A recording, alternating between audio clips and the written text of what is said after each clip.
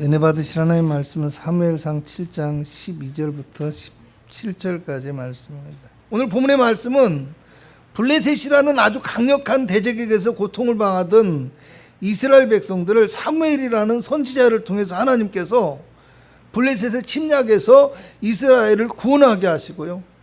또 이 사무엘이라는 선지자를 이 사건을 통해서 이스라엘의 사사가 되게 하십니다.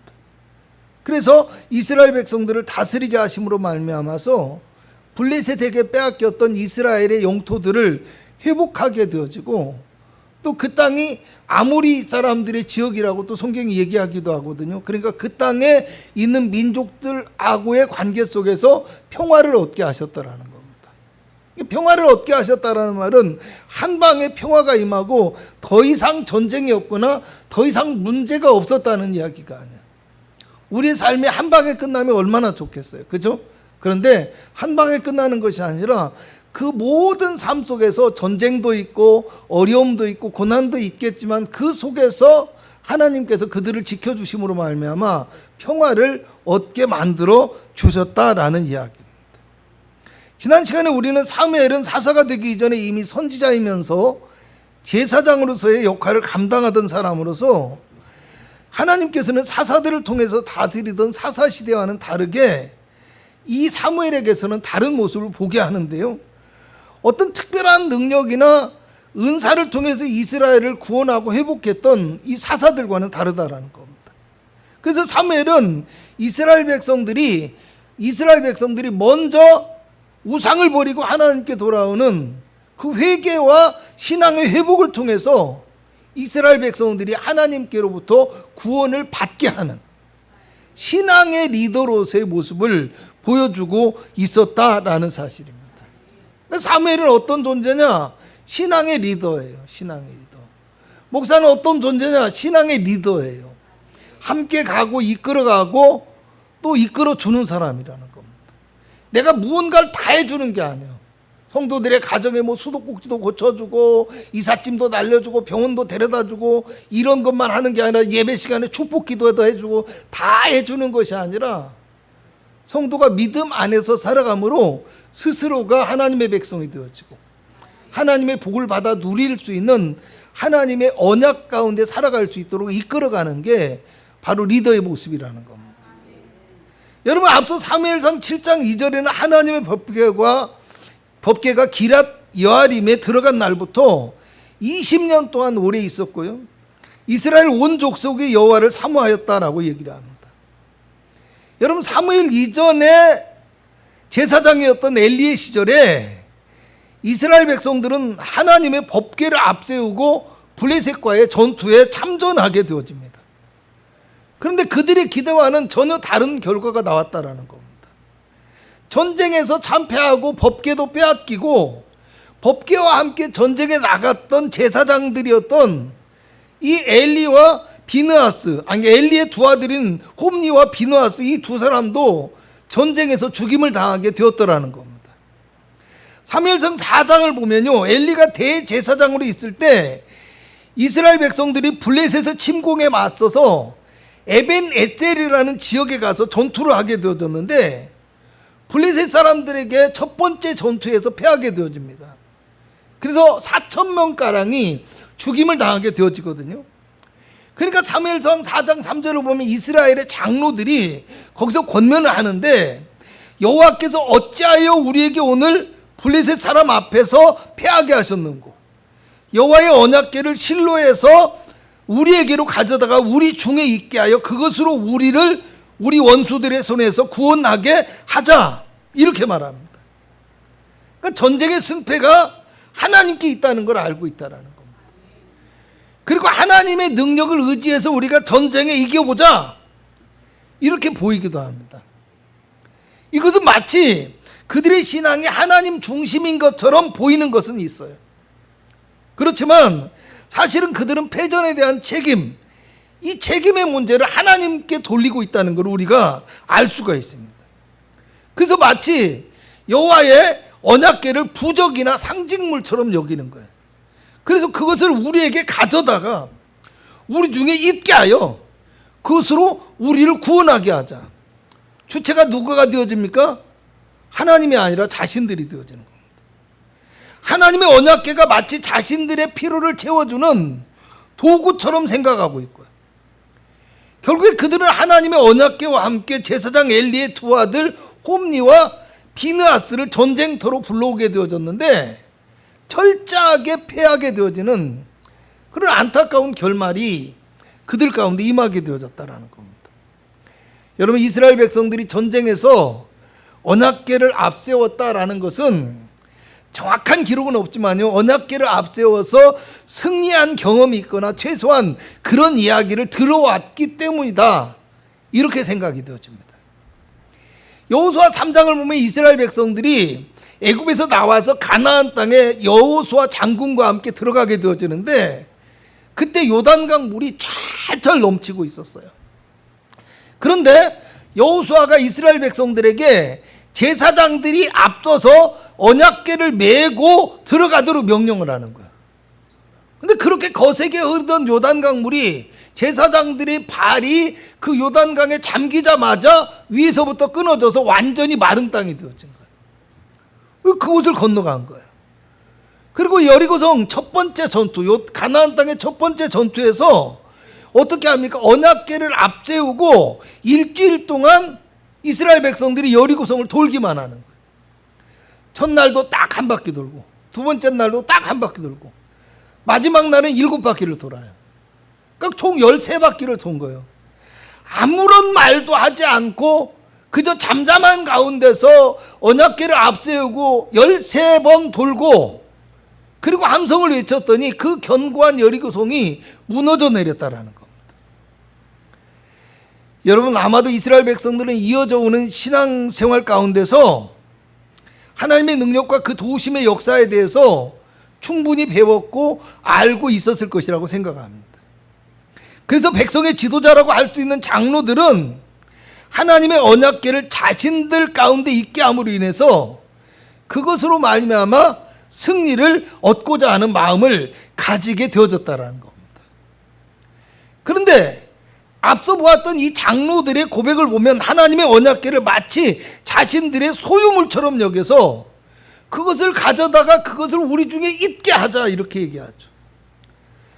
하나님의 임재하심을 마치 자신들의 뜻과 자신들의 방법으로 주장할 수 있는 것처럼 여기고, 언약궤를 하나님의 손길을 움직일 수 있는 도구와 같이 여기고 있다는 겁니다. 그래서 우상을 섬기는 것과 다름없이 형식과 의식만 가지고서 신앙생활을 하려고 했다는 거예요. 그들은 신앙의 내용은 기억하고 있지만요, 정작 중요한 신앙의 자세와 경건의 모양은 없이 그저 신앙적인 능력만을 구하는 너무나 안일한 태도의 신앙을 가지고 있었다라는 거예요. 우리도 그런지 살펴봐야 돼요. 결국 그들은 전쟁에서 패하게 되는 것처럼 패하게 되는 어떤 처절한 아픔을 겪게 되어지는데요, 앞서 말했듯이 처음에는 4,000명이 죽음을 당했는데 오히려 언약궤를 가져와서 제사장과 함께 전쟁에 참여했는데 무려 3만 명의 이스라엘 백성들이 그곳에서 죽임을 당하게 되어집니다.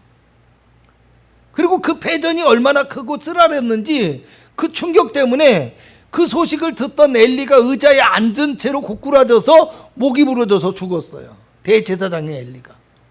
그리고 엘리의 며느리이자 둘째 아들의 아내인 비느하스의 아내인 그 아내가 출산을 하면서 어떻게 합니까? 죽임을 당해. 죽어가는 거예요. 죽어가면서 하나님의 영광이 이스라엘에게서 떠났다라고 얘기를 하면서 그 아들의 이름을 영광이 떠났다 하는 이가봇이라는 이름으로 짓고 가요.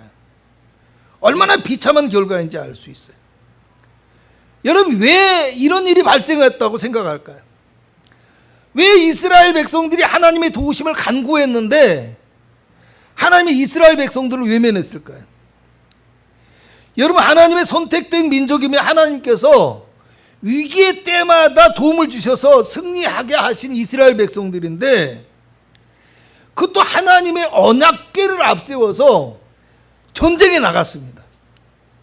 그런데도 불구하고 왜 그들은 전쟁에서 실패하게 되어졌느냐라는 말이에요. 작전 기도도 하고 금식 기도도 하고 눈물을 쏟아가면서 기도했는데 왜 안 되느냐 라고 하는 것과 똑같은 거겠죠. 여러분, 하나님의 언약궤는 단지 상징적인 것만을 의미하는 것이 아닙니다.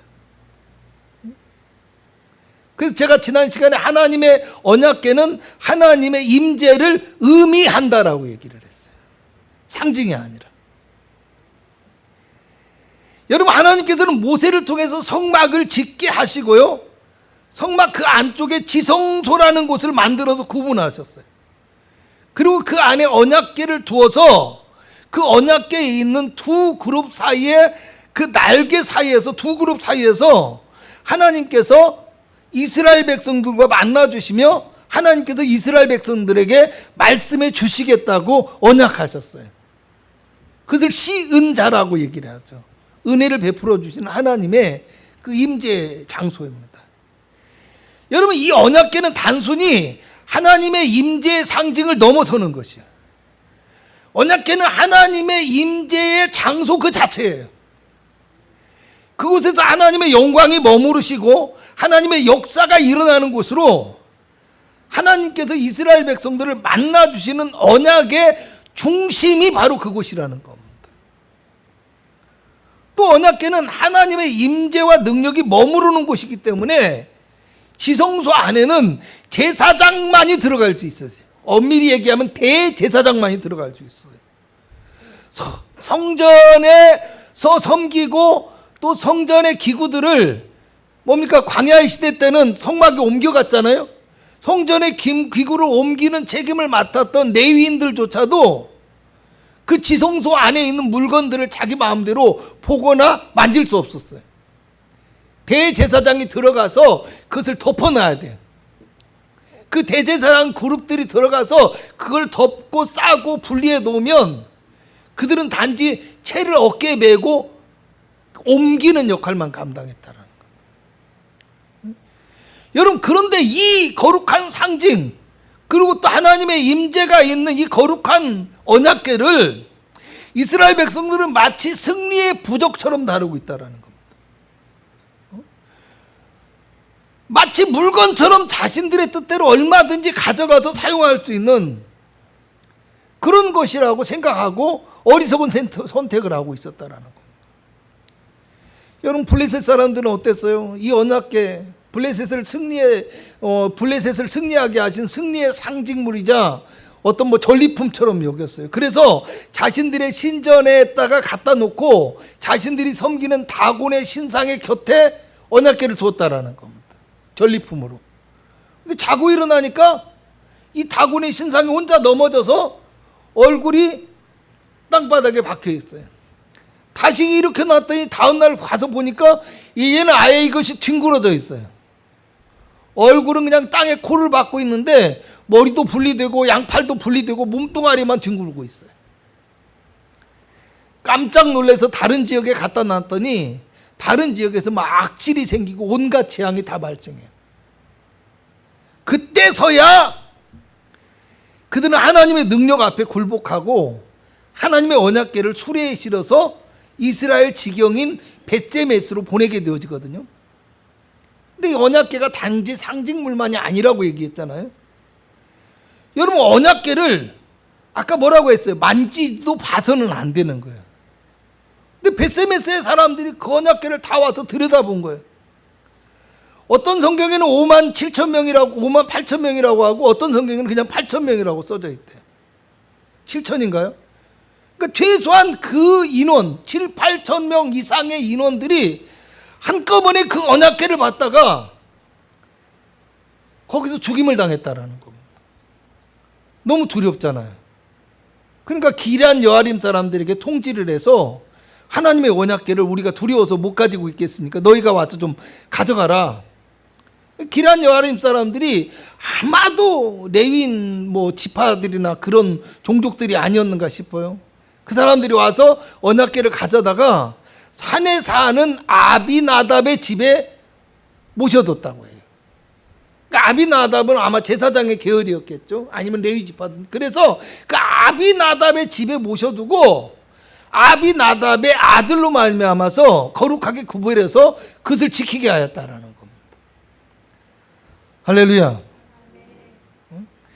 여러분, 베세메스 사람들이요, 하나님의 언약궤로 말미암아 죽임을 당한 다음에 그들이 이렇게 말해요. 사무엘상 6장 20절을 보면, 이 거룩하신 하나님 앞에 누가 능히 서리오? 그를 우리에게서 누구에게로 올라가시게 할까? 하나님의 언약궤 앞에 있다는 것을 하나님 앞에 선 것처럼 표현하고 있어요. 그러니까 언약궤를 통해서 하나님의 임재 앞에 선다는 걸 알았다라는 거예요. 또 그를 우리에게서 누구에게로 올라가실게 할까? 이 말은 뭐예요? 언약궤를 하나님과 동일선상에서 바라보고 있다라는 겁니다. 동등한 위치에서. 그러니까 언약궤는 곧 하나님이다라고 생각하고 언약궤는 곧 하나님의 임재다라고 여기고 있다라는 겁니다. 여러분, 사무엘상 7장 2절에는 궤가 기럇 여아림에 들어간 날부터 20년이나 되었고 이스라엘 온 족속이 여호와를 사모하였다고 말씀합니다. 자, 블레셋과의 전투에서 언약궤를 빼앗기게 되었으니까 최소한 몇 년, 20년 이상 블레셋 사람에 의해서 고통을 당하고 있었다라는 거예요. 그런데 이스라엘 백성들이 여호와를 사모한다는 말이 거기에 붙여서 이어지고 있다라는 거예요. 그들은 하나님의 임재를 사모하는 것이 곧 언약궤를 사모하는 것과 같다라는 거예요. 하나님과 언약궤를 동등한 의식 속에서 바라보고 있다는 사실인데요, 잘 알다시피 여러분, 그 말이 맞기도 하고 틀리기도 한 것이 있어요. 왜? 20년 전에 언약궤를 가지고 전쟁에 나갔는데 참패를 당하고 법궤마저 빼앗겼어요. 제사장의 가문이 멸절을 당했어요. 그런 기억을 가지고 있는 사람들입니다. 그런데 그들은 또 하나님의 언약궤만을 바라보고 있었다라는 겁니다. 이게 문제라는 거예요. 그럼에도 불구하고. 할렐루야. 여러분, 이것이 그들에게 있어서 패배의 원인입니다. 그들은 20년 전에 패배에도 불구하고 여전히 언약궤를 승리의 부적으로 여기고 있었고요, 하나님의 임재하심을 언약궤라는 작은 공간에 가둬놓는 너무나 근시안적인 믿음의 모습을 가지고 있었다는 겁니다. 하나님의 임재가 이곳에만 있는 게 아니에요. 하나님의 임재가 앞자리에만 있는 게 아니에요. 하나님의 임재가 이 성전 안에만 있는 것이 아니라 어느 곳에나 계신 하나님을 바라보지 못하고 있다는 겁니다. 이스라엘 백성들에게 있어서 언약궤를 앞세우고 나아가는 것보다 더 중요한 것이 뭐예요? 하나님과의 관계를 회복하는 것이었다라는 겁니다. 그런데 그들은 언약궤를 통해서 하나님의 임재를 구하는 것이 아니라 하나님과의 관계를 회복함으로 하나님의 영광과 임재를 구하여야 했다라는 겁니다. 할렐루야. 말이 좀 어려울 수 있으니까 다시 한번 얘기합니다. 언약궤를 통해서 하나님의 임재를 구하는 것이 아니라 그죠? 하나님과의 관계를 회복함으로 하나님의 임재하심과 그 영광을 구하는 자가 되어야 했다라는 겁니다. 그런데도 불구하고 그들은 그저 눈에 보이는 법궤만 가져다 놓으면 하나님께서 그들과 함께 하시게 될 것이라는 그 헛된 소망, 이 소망을 몇 년째? 20년째 하고 있었다. 20년 전에 그들의 신앙은 이미 실패했어요. 그들의 믿음은 잘못된 믿음이라는 것이 확인이 되어졌어요. 그들은 똑같이 그 신앙을 여전히 고수하고 있어. 왜? 법궤의 능력을 경험했기 때문에. 그래서 그 법궤가 우리가 잘못 썼을까? 법궤를 어떻게 쓰면 잘 쓸까? 여전히 그 법궤가 자신들의 도구에 불과한 거예요. 여전히 그 법궤가 신앙의 모든 문제를 해결할 수 있는 것이라고 그렇게 착각하고 살고 있었다라는 겁니다. 그러니까 그들은 결국엔 20년 동안 변화도 없고 하나님의 도우심도 없고 회복도 없는 그런 경험 속에서 살아갈 수밖에 없었다라는 겁니다. 그래서 우리의 신앙을 돌아봐야 돼요. 아멘. 우리의 신앙이 신앙적인 회복도 없고 삶의 변화도 없고 믿음의 열매도 없는 것이 10년째 지속되고 있는지 20년째 지속되고 있는지 아니면 일평생 그러고 있는지 우리가 한번 좀 생각해 볼 수 있어야 된다는 겁니다. 할렐루야. 여러분, 그런데 오늘 이 선지자 사무엘은 어땠어요? 그런 이스라엘 백성들에게 회개와 변화를 촉구하면서 마음을 여호와께로 향하라. 하나님께 돌아와서 하나님만 섬겨야 된다. 그것이 관계 회복의 비결이다. 아멘. 여러분, 무엇이 더 쉬웠을까요? 기럇 여아림에 가서 하나님의 궤를 모셔와서 그 궤를 놔두고 반쪽짜리 제사가 아니라 온전한 제사를 드렸다면 아마도 이스라엘 백성들이 더 열광하고 더 사무엘을 높이고 찬양하지 않았을까요? 그잖아요. 오늘 우리가 보이는 신앙이 바로 그거예요. 보이는 신앙. 보이는 것에 열광하는 신앙. 뭔가 있으면 목사가 위대해 보이고 뭔가 나타나야만 그것이 신앙의 온전한 것으로 생각하고 그것만 바라보고 신앙생활을 한다면 결국에 이스라엘 백성들처럼 감정적인 신앙, 믿음의 모양만 없고 능력은 그냥 싹 빠져나간 빈 껍데기 신앙이 될 수밖에 없는 거예요. 그래서 20년 전에 이스라엘 백성들이 하나님의 언약궤를 가져와서 진영에 이르렀을 때 블레셋 땅이 있는 곳까지 땅이 진동할 정도로 엄청난 역사가 일어난 거예요. 한마디로 대붕의 역사가 일어난 거죠. 동성기도를 하고 울며 불며 기도하고 아주 성도들이 뒤집어지고 난리가 났겠죠. 근데 결과는 어땠어요? 참패를 하게 됐다는 참패를. 우리 신앙이 말씀 앞에 서야 되는 이유가 그거예요. 아멘. 더 중요한 건 하나님과의 관계인 거예요. 하나님과. 여러분 7장 3절을 함께 보도록 합니다. 7장 3절 한 장만 뒤로 넘기면 있죠. 자, 7장 3절 시작. 사무엘이 이스라엘 온 족속에게 말하여 이르되 만일 너희가 전심으로 여호와께 돌아오려거든 이방 신들과 아스타롯을 너희 중에서 제거하고 너희 마음을 여호와께로 향하여 그만을 섬기라.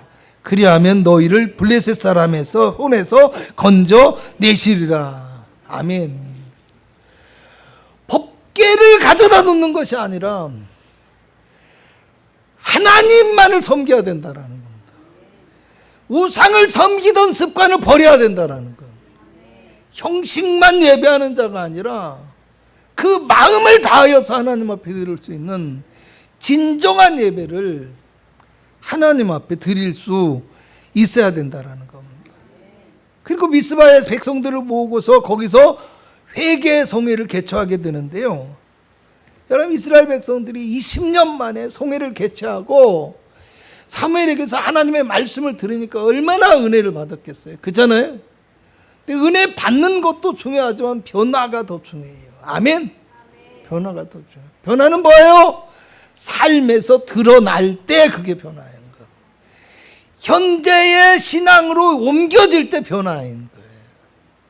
미래를 바라보고 살아갈 수 있어야 그게 변화인 거예요. 이스라엘 백성들이 모였다는 소문을 블레셋이 듣고 이스라엘 백성들을 치러 올라왔대요. 학자들마다 관점이 달라요. 이스라엘 백성들이 모였다고 하니까 그 모인 것을 깨부수기 위해서 겁을 먹고 아니면 이스라엘 백성들이 대항할까 봐 블레셋이 쫓아왔다 이런 말도 있고 또 미스바라는 곳이 망대라는 곳이요. 막 그냥 뻔히 보이는 높은 곳이에요. 도망갈 데가 없어요. 거기 모이면. 이스라엘 백성들이 거기 모여 있으니까 딱 치기 좋은 곳에 모여 있다 백성들이 가서 확 치고 그 땅을 점령하자 빼앗자 하고 왔는지 알 수 없어요. 어찌됐건 블레셋 사람들이 모여서 이스라엘을 치러 올라왔다라는 겁니다. 그럼 여러분 어때요? 20년 동안 고통을 당하던 그 블레셋이잖아요. 얼마나 두렵겠어요? 얼마나 걱정되겠어요? 얼마나 막막하겠어요? 그런데 보니까 이스라엘 백성들은 그 속에서 다른 선택을 한 것이 아니라 기도하기를 선택했다라는 겁니다. 뭘 선택했다고요? 7장 8절을 같이 읽어봅니다. 시작. 이스라엘 자손이 사무엘에게 이르되 당신은 우리를 위하여 우리 하나님 여호와께 쉬지 말고 부르짖어 우리를 블레셋 사람들의 손에서 구원하시게 하소서. 할렐루야. 당신은 우리를 위하여 쉬지 말고 부르짖어. 기도가 답이라는 것. 하나님을 진정으로 마음에 의지하고 하나님께 기도하는 믿음의 선택을 했다라는 겁니다. 그랬더니 하나님께서 블레셋 사람들의 진영을 어지럽게 하시고 이스라엘을 승리하게 하신 거예요. 여러분, 에베네셀의 승리 이후에도요, 사무엘은 이스라엘 백성들이 온전히 하나님을 섬기며 하나님을 따라 살 수 있도록 말씀을 가르치고 기도하는 일에 최선을 다했어요. 오늘 사무엘이 이스라엘을 다스렸다라 이 속에서는 재판관으로서의 사사로서의 모습만 드러나는 게 아니야. 사무엘은 출연할 때부터 선지자로 먼저 부름을 받았고요. 그 다음에 제사장의 역할을 감당했고요. 그리고 선지자로서 제사장으로서의 충실한 역할을 감당할 때 그가 이스라엘의 사사가 되어졌던 거예요. 능력과 권능과 은사를 통해서 이스라엘을 구원한 것이 아니라 이스라엘 백성들의 신앙의 회복을 위해서 이스라엘을 구원해 줬다라는 겁니다. 이스라엘 백성들이 나중에 왕을 구하는데 그것을 통해서 문제가 생기니까 사무엘이 이제 이렇게 얘기하잖아요. 나는 너희를 위하여 기도하기를 쉬는 죄를 여호와 앞에 결단코 범하지 아니하고 선하고 의로운 길을 너희에게 가르칠 것인즉. 사무엘상 12장 22절의 말씀입니다. 23절이죠? 23절인 것 같은데 제가 23절. 눈이 나빠지니까 요즘 잘 안 보이는 게 있습니다. 23절로 기억하고 있는데 보이는 건 22절로. 여러분, 오늘 우리는 에벤에셀의 하나님을 기억해야 돼요. 에벤에셀의 기념비를 세웠어요. 돌을 하나 가져다 세우고, 그리고 그 승리를 기념하면서 하나님께서 여기까지 우리를 도우셨다 하고 그 돌의 이름을 에벤에셀이라 얘기를 했다고 해요. 에벤에셀이라는 말은 도움의 돌이다라는 뜻이에요. 근데 우리가 알아야 될 것이 그 기념비는 승리의 기념비가 아니에요. 그 기념비는 기억의 기념비라는 걸 알아야 됩니다. 이렇게 우리 하나님이 우리를 도와주셨다. 그 하나님의 도우심과 그 하나님의 능력을 찬양하고 고백하는 신앙의 표현이기도 하고, 그 하나님을 은혜를 잊지 않고 기억하겠다는 기억의 의미로서 돌을 취해서 기념비를 세웠다라는 겁니다. 여러분, 그 기념비가 단지 돌로 세우는 것만으로 끝나면 우리는 그 기념비의 의미를 잃어버리게 되어집니다. 할렐루야. 거룩한 성전을 지었어. 지은 것으로 끝나면 안 된다는 거. 우리 마음의 성전이 세워져야 되죠. 그리스도의 기념비가 우리 마음 가운데 세워져야 된다는 거. 그래서 마음의 기념비를 우리가 세우고 잠잘 때도 하나님의 은혜를 잊지 않고, 두 사람이 아멘을 안 했어요. 잠잘 때도 하나님의 은혜를 잊지 않고, 깰 때도 하나님의 은혜를 잊지 않고, 정확히 중요한 것은 살아가면서 우리의 선택이 필요할 때 그 하나님의 은혜, 하나님의 능력을 잊지 않고 믿음의 선택을 할 수 있어야 된다는 게 에벤에셀의 진정한 의미라는 겁니다. 그저 능력만 기억하고 과거의 신앙에 머무르는 것이 아니라 과거의 기억을 통해서 미래의 소망을 바라보는 현재적인 신앙을 우리가 가지고 있어야 에벤에셀의 진정한 의미가 우리에게 펼쳐진다는 것을 여러분 기억하시기를 주님의 이름으로 축복합니다. 기도하겠습니다. 하나님 아버지, 기념비적인 역사는 기억하지만 기념적인 삶을 살아가지 못하는 우리의 모습을 기억하게 하여 주옵소서. 그리스도의 십자가가 단지 우리 마음속에서 아버지 구원의 기념비가 아니라 아버지 우리의 삶의 소망을 가져다주는 참된 아버지 믿음의 기념비임을 기억하게 하여 주옵시고, 그 십자가 온전히 바라보며 십자가 따라 살아갈 수 있는 참된 믿음의 사람이 되어지게 하여 주셔서 우리의 삶 가운데 하나님의 은혜가 날마다 넘쳐나게 하옵시고, 하나님의 돌보심이 날마다 가득하게 하옵시며, 하나님의 손길로 역사하여 주셔서 우리가 어둠을 이기고 승리하며 믿음의 행진을 이어가고 하나님의 귀한 언약 가운데 온전히 이룰 수 있는 축복의 백성이 다 될 수 있도록 주님 역사하시고 인도하여 주시옵소서. 예수님의 이름으로 기도합니다. 아멘.